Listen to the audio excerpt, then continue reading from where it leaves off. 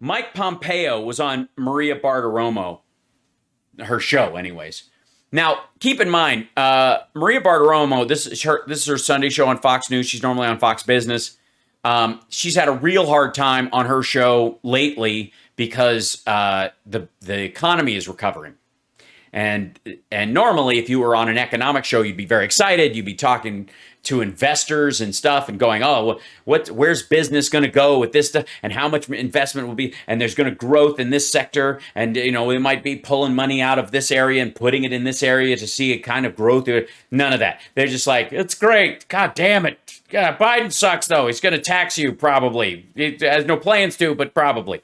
And now she's going to have Mike Pompeo on, who's with Trump, was the architect of the May 1st date and the exclusion of the Afghan government, which was the death knell for that government in a lot of ways. How much it needed one is questionable. I mean, they were kind of falling apart from their very beginning.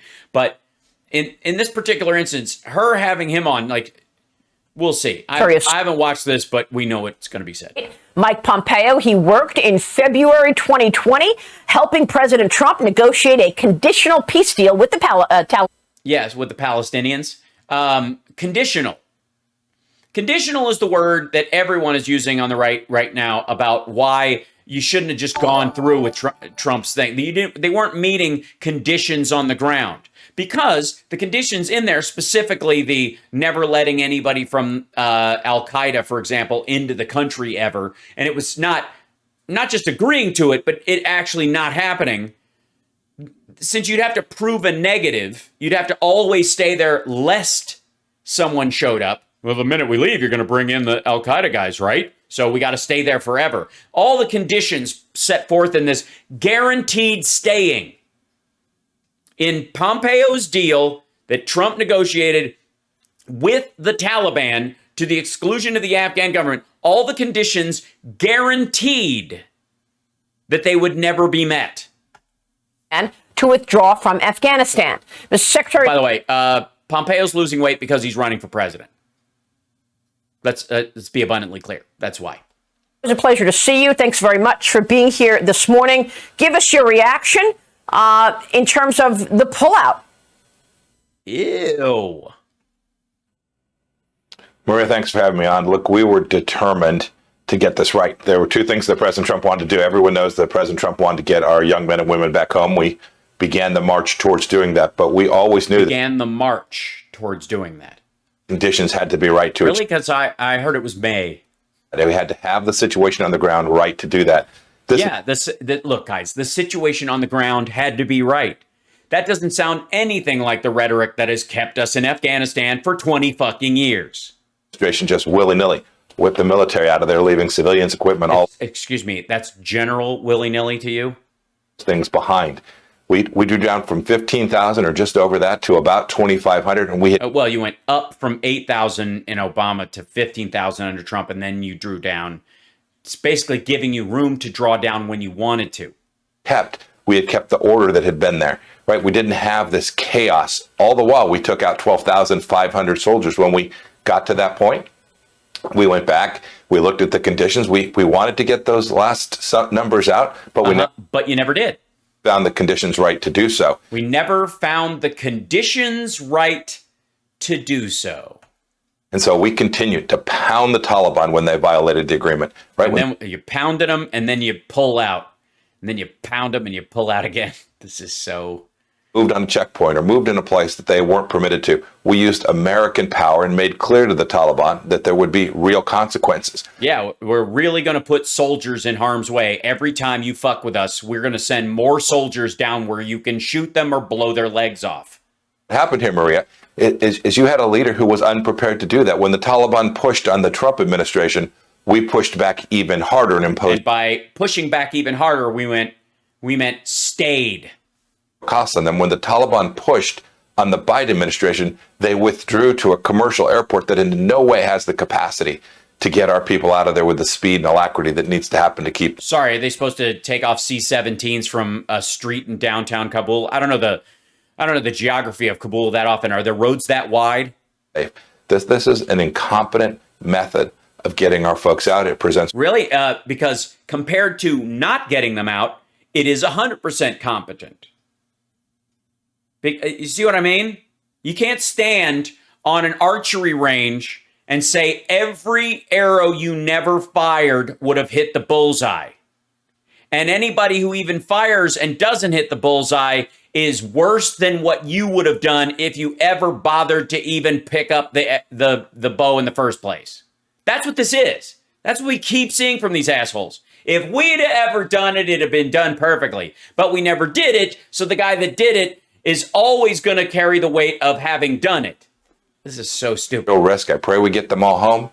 But I'm watching today, even now, they haven't yet organized in a way to push American power out in a way to make sure we can get Americans out of the country. Push American power out in a way, which means take by force more of the city rather than just have people getting through the checkpoints as they are. And then if they aren't being removed, picking them up someplace else because they can't get through checkpoints, which is what we're doing right now too. Here's the thing. It's not a removal unless it's a macho removal. Unless there's trucks rolling through town, opening fire on anybody who looks like Taliban. And even if it's like Afghan soldiers who are now wearing civilian clothes, who have brought the weapons that they have out onto the street to open up roads against the Taliban in certain areas, which is what's going to happen after we go, by the way. There's a civil war it's brewing, and it will happen. But we're going to roll through there in trucks and just shoot anybody who looks sketchy to us? And things are getting dangerous and more severe by the minute. Are they? Are they, though? Are they getting more dangerous and more severe by the second? Oh, maybe because America's leaving, and without us there, it reverts back to what it is. The Washington Post is reporting that those people going to the airport are getting beaten up, and there were 7 Afghan civilians killed outside the Kabul airport. Right. I'm sure all 7 of those would have been welcomed into any city in Texas. Are you going to, Maria, where all those people clamoring outside? I mean, obviously there's a crush happening there. At what point do we just allow everybody who's crushing to get into the airport onto our planes? By the way, that was no word on whether or not that was on the civilian side or our side or between the crush of the two. The Taliban is sort of policing the civilian side of the airport. Biden set to update on evacuations later today. Mr. Secretary, does Joe Biden understand what has taken place here? I mean, I don't. This has to be the narrative or whatever. Does he even understand how, does he have the brains to even figure this out? Because you had the brains to figure it out. And what resulted in was that nothing changed in 4 years and you still fucking stayed. Nothing. There is nothing different in the Afghan military or in the Afghan government that was different in July of this year or July of last year or the year before or the year before or the year before. Nothing. There was no point where okay, 3 more weeks and they're going to stand up on their own. 3 more weeks and they'll be able to handle it. 3 more weeks and they won't turn their country over to the Taliban as soon as we start to pack our shit. It's perpetual for fucking ever. Even understand why you would close the Bagram Air Base before getting all of your civilians out. Well, I must say, given what he's told America and what we can see happening on the ground and the massive disconnect between those two, it certainly doesn't appear that he understands, or perhaps less, he's just not that interested. He's more focused on spending $3.5 trillion or creating diversity inside of our military. Yeah, can you imagine having a diverse military? What a horrifying notion. Next thing you know, we'll have black people and white people serving shoulder to shoulder. Ew. You tell them, Mike. Possible to explain how the President of the United States can go on TV and tell people that not only are people able to travel safely to the airport, when we can clearly see that that's not the case, but he told the world that our allies weren't concerned about what we were doing. And you need only go to the British Parliament or listen to Macron or Merkel all of them are concerned that they no longer No, control. they're addressing the concerns of the people in their parliament that want to stay as well.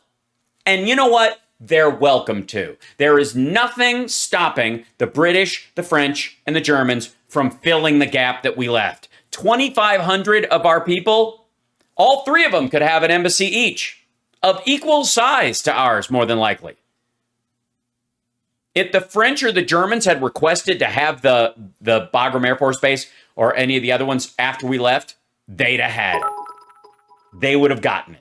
We would have said, abso-fucking-lutely. We're getting out, but if you guys want to take over this base, train the military there and house your soldiers there, knock yourself the fuck out. None of them did.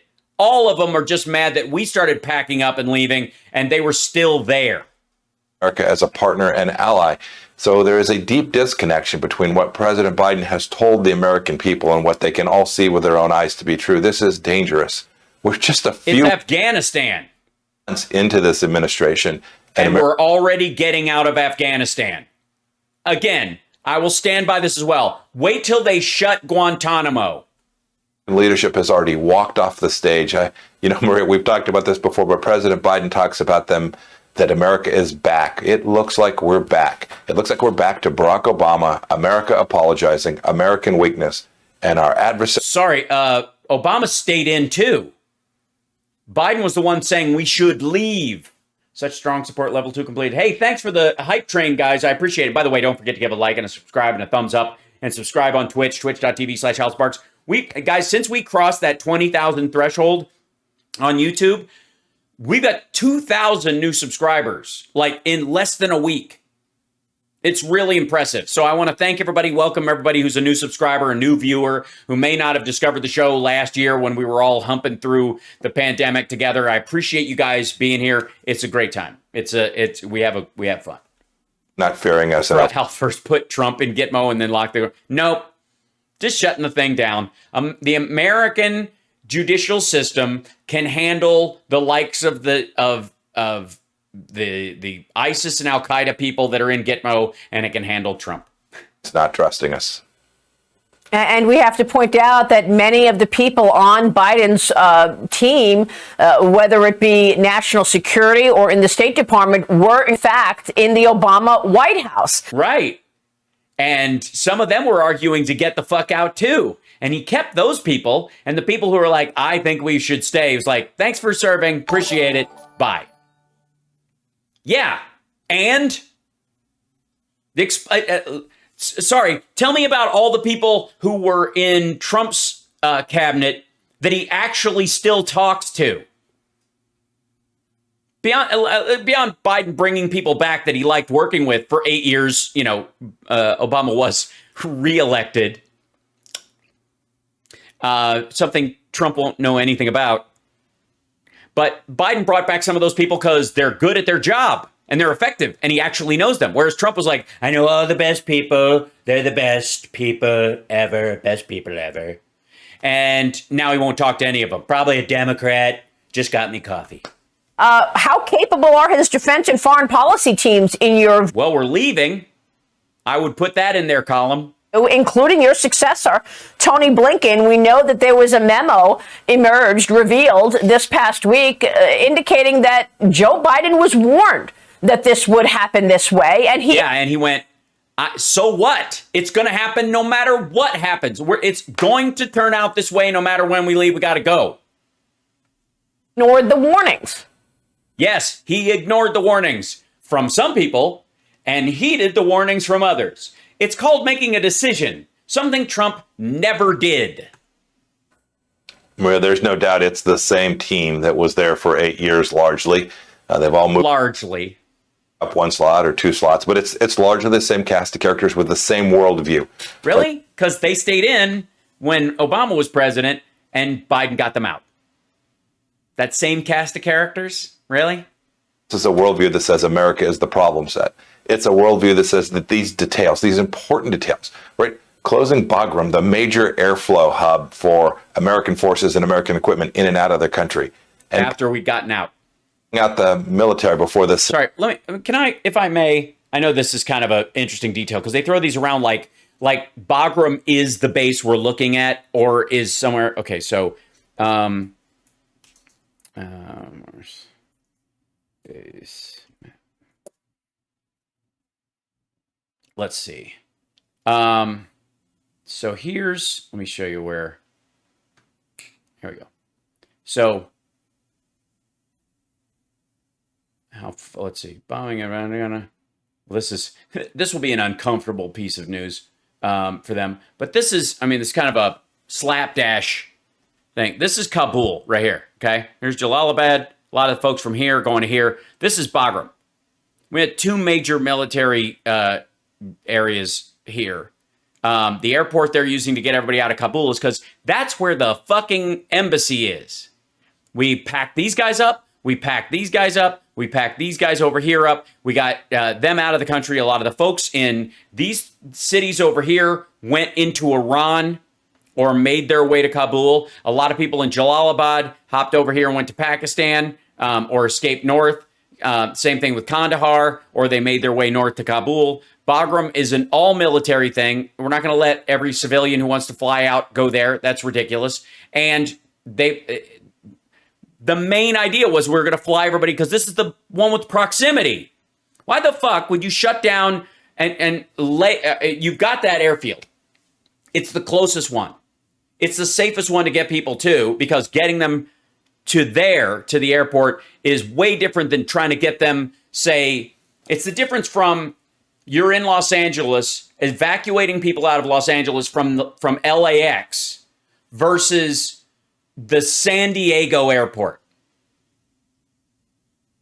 You're in New York, and you can use JFK and LaGuardia, or you can use Philly International to extract everybody from Manhattan. Are you out of your fucking mind?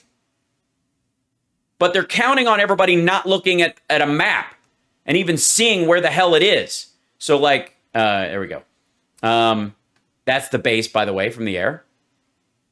Bagram fire and EMS picture. Let's go. Here we go. That's the area right here. Here's Kabul. This distance. Let me see. Hold on one second. Bagram Air Force, but distance to Kabul. Let's see if that comes up on here. Let's see.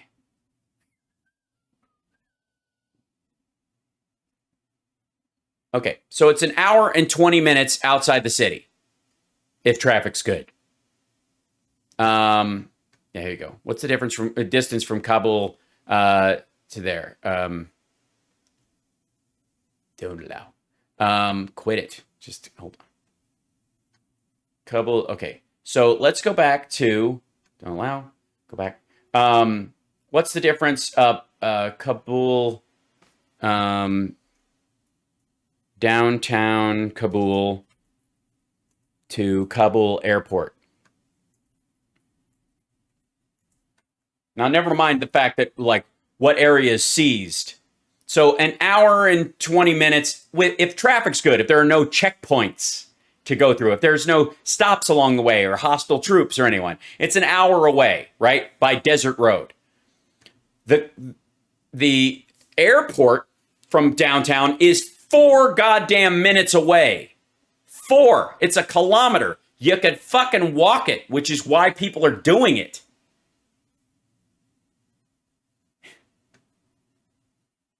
Why did we shut down Bagram? Because we're getting the fuck out. We didn't shut it down, by the way. We handed it over. We left our part of it. That there was nothing stopping the Afghan military from taking over Bagram. Civilians got out, and not working with friends and partners to make sure this was coordinated. And most the problem we had was everybody we coordinated with either wasn't coming or was giving information away. Importantly, not validating that the conditions on the ground that would have kept us there forever were sufficient to actually execute this stage of the withdrawal. The stage of the withdrawal. That's a good way of putting it. You mean leaving? Those are demonstrably geopolitical errors, tactical errors that this administration has made. They've not yet moved to fix them. I pray that we get this right. It's important not only for the people of Afghanistan and the Americans who are trapped there, but as important as Hi. Hello, welcome. Putin and Xi You do know that's the dangerous side, right? Is that hot on your fingers? Jinping and Chairman Kim stare at the United States today. They're watching. Yeah, Chairman Kim is staring at the United States while his fucking country is starving, going, holy shit, can you imagine what the Americans could do with the money they're not spending every single day in Afghanistan?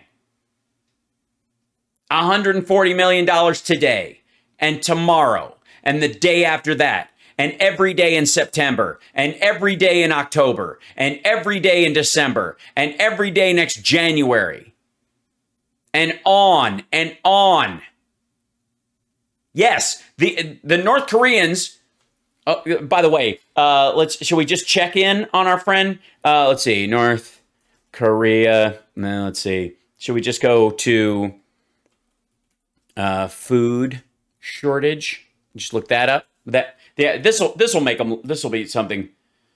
Let's see. This is Nikkei. So there, yeah, North Korea is, Kim Jong-un is laughing at us right now, guys. He's laughing at us. North Korean food shortage turns into new Asian humanitarian crisis. Regime clamps down on hoarding as rationing system on verge of collapse. Yeah, he's having an old belly rub and a knee slap. He's chuckling like crazy if he's well enough to actually walk the fuck around. North Korea's food shortages have reached crisis levels and inequalities have sharply widened. Ever since the COVID-19 pandemic forced the country to close its borders in January last year, the reclusive nation will be short about 860,000 tons of food this year. But he's just, he's kidding. Oh, man. It's a rope-a-dope. He's just fucking with us. Let's see. How much food for, let's see, I'll just go easy on him. $140 million.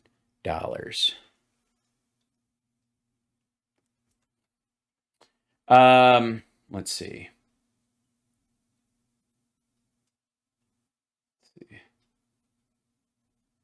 Department's Veterans Affairs.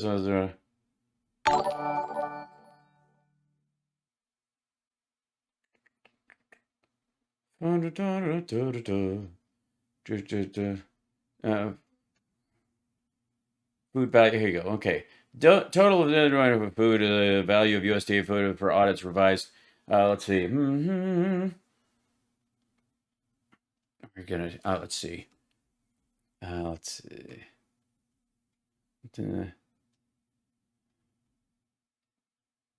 Food price per pound. Let's see. In general, let's see, June 20, let's see, $1. So let's just say in bread, $1.49. So that's, yeah, what do you think? Here, I'll slide this over so you can look at it. Average retail food and energy prices. What do you think in one day's spending, one day of what we spend in Afghanistan, North Korea could do with the food equivalent therein? And this is retail. Let's see. What's a good price for meat per pound? That is $1.64 per pound. So you're talking about 100 million pounds, about 98 million pounds of meat for ground beef. We could send, just so you know, 860 tons of food they're going to be short this year alone. But they're laughing at us. They're and wait a minute, sorry.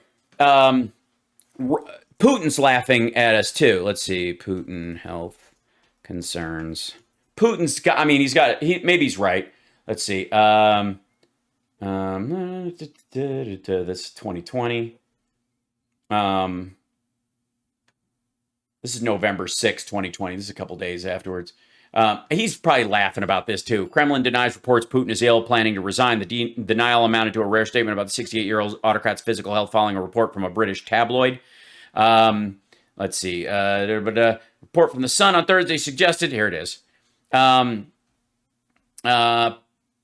to quit, Vladimir, 68, stepping down as Russia's president early next year as he fears he has Parkinson's. He's cracking up about this whole thing. Let's see. How about,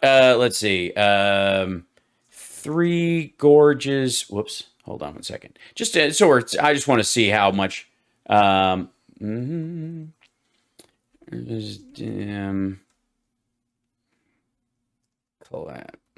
I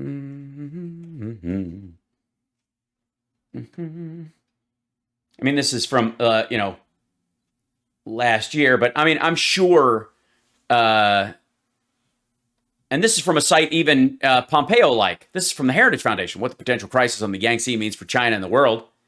That's the Three Gorges Dam. That's falling apart. But I mean, they're all laughing at Biden right now. As we get out of Afghanistan and stop paying $140 million to $300 million a day.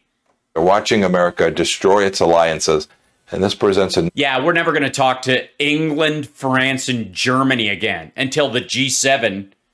risk to the American people right here at home. Exactly. And exactly. It's true. Messages have been incredibly dangerous. Last week, President Biden told the Americans in Afghanistan to get to the airport. Right. As opposed to... so that the U.S. can get them home. And then this weekend, we were told, don't go to the airport. Well, yeah, because at that point, by that time, there'd been a crush of people going to the civilian side. And so they were taking people out another way, or they were saying shelter in place and we'll get you there. Too dangerous. It's almost as if the facts on the ground's changed. The kind of thing that never happens in an air-conditioned studio. Terrorists right outside the airport. The gates are locked. They're confiscating passports. I mean, what's going on? Should Americans go to the airport or not go to the airport? Well, I must say, I don't have accurate situational knowledge of what's on the ground, although I've heard... That shouldn't stop you from talking about it, though. Some folks in the region. Thanks, Mark. It certainly sounds like passage to that airport is very dangerous today. America needs to work... Really? It sounds like they're in, like, Afghanistan or some shit. Cure that, to reduce that risk. There are lots of ways to do that. How about this, Maria, for a starting point? Make it very clear that you're not going to beg the Taliban. You're not going to implore. Yeah, they're not begging or imploring. They're military intelligence and military people from our forces in contact with the Taliban going, don't fuck around with our people. We're not going to fire on you. You don't fire on us. But they're not going, please, guys, please. Like, what do you think of our military that you think that's how the conversations are going? You're not going to plead. You're not going to pay the Taliban. If Americans are harmed as they move to the airport, you're going to go and crush them. Yeah, just like Trump, he said he's going to refuse to pay them if they break the deal. You're going to put real costs. Taliban, if you turn in shoddy work on any of our golf courses. This is the model that the Trump administration had adopted. And each time we did that, we got a tactical response from the Taliban that respected the United States of America. Well, right now they're not firing on people, so are they getting a tactical response that shows they respect it? They understood that there were things that they would not be permitted to do. Right, which they're not doing. Importantly, harming Americans. Remember this. Right, which they're not doing. From the time we began our peace and reconciliation effort, our conversations.